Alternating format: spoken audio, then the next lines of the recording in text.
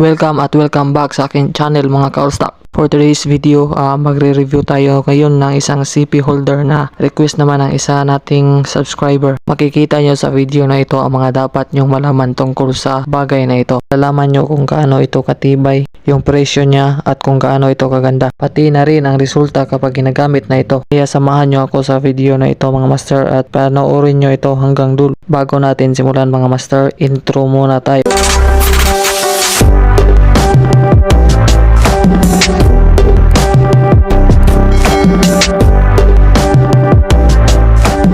Sa mga bago pa lang sa aking channel, baka naman mga master, pwede nyong pindutin ang subscribe button sa ibaba. Maraming salamat mga master, kaya simulan na natin. Kahit nabuksan ko na to kanina, buksan natin ulit mga master para naman hindi latang scripted. Galing yan. Sa mga nagtatanong dyan kung magkano ang presyo nito, so ayan mga master, so 298 yung presyo niya. Sa mga nakikita ko sa Shopee, ito na yung pinakamataas na presyo nito at ang pinakababa naman ay nasa 189, yung iba 219. Kaya yun, yung iba 298, yan na yung pinakamataas na presyo nito. Bilisan na natin ng konti mga master, baka mainip kayo dyan. Panoorin nyo lang mga master kung paano ko siya kinabit at binuo.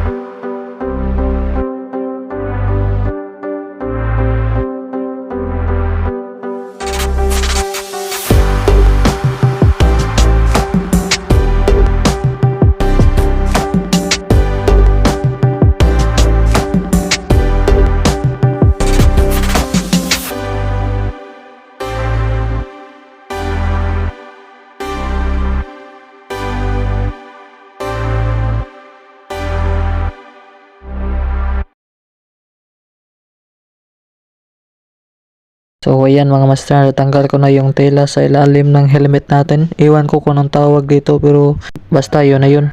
Paano masabi? So dito sa part na to mga master, medyo komplikado dito yung paglalagay natin ng cellphone holder sa ating mga helmet. Kaya ipapakita ko sa inyo mga master ang wastong paglagay ng ating CP holder sa helmet natin. Kapag ganito na ang hitsura ng mga strap nyo mga master o chin mount, okay na yan mga master. Yung paghigpit na lang yung kulang dyan. Tsaka kapag nahigpitan nyo na mga master, yun, ang pag-lock nito, ito lang yung itong maliit na ito. Ipipress nyo lang yan paabante. Kailangan ito ng tamang higpit mga master para pag nasa biyahe na kayo, ito gagalaw ng todo. Kaya panoorin nyo na lang mga master kung paano ko ito ginabit, kung paano ko ito hinigpitan. Yung iba hindi hinigpitan, kaya nagloko tuloy. Huwag kayo iiyak. So bilisan natin mga master para makapag-review na kagad tayo kung ano ang performance nito mamaya.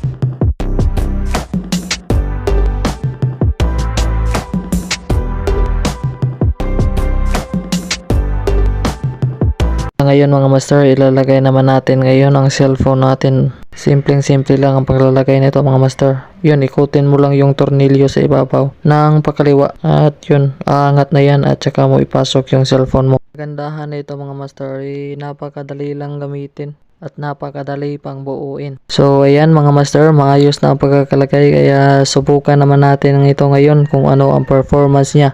Let's go! So first impression ko dito mga master, grabe, talagang sulit na sulit yung 300 ko. Hindi talaga magalaw yung video natin mga master. Ayan, tingnan nyo, para kang naka-GoPro, diba? Ang kaibahan lang pagtingon ko, yung lumilingon ka, hindi masyadong nakukuha kasi ito action cam. Cellphone lang yung gamit natin at saka budget phone pa. Kaya kung may cellphone kayo na 10k pataas yung presyo, abay, napakaganda na nito mga master. Hindi ka na kailangan ng GoPro. Saka yung video na ito mga master, ito talaga yung original na resulta. Hindi ko talaga inedito na pinastabilize ko. Ito talaga ito yung resulta. Talagang na-impress talaga ako kasi tingnan nyo, hindi talaga magalaw Partida pa mga master, malubak pa yung daan dito sa amin. Yung quality naman mga master, talagang hindi talaga lugi yung 300 natin. Napakasulit talaga. Tsaka kapag ginagamit mo ito mga master, hindi talaga nagagalaw yung cellphone mo. Kapag tama naman yung higpit mo. Sobrang ganda nito mga master. Hindi talaga ako nagsisisi sa pag-order ko nito. At nagpapasalamat ako dyan sa isang subscriber natin na nag-request nitong gamit na to. Dahil kung hindi siya nag-request, hindi ako makakabili nito. Kaya sa mga nangangarap mag-motovlog dyan na may low budget lang tulad ko, kaya magandang simula to para sa atin mga master. Partida mga master, budget phone lang tong gamit ko. How much more kaya kung sa inyo kapag nagre-range na yan ng 10k pataas yung cellphone nyo, abay napakaganda talaga ng kuha nyan mga master. So yun lang mga master, kung nagustuhan nyo naman itong video nakin, baka pwede nyong pindutin yung subscribe button sa ibaba mga master. Kaya maraming salamat sa inyong suporta mga master. Daghang salamat. So just enjoy the video mga master until sa end mga master.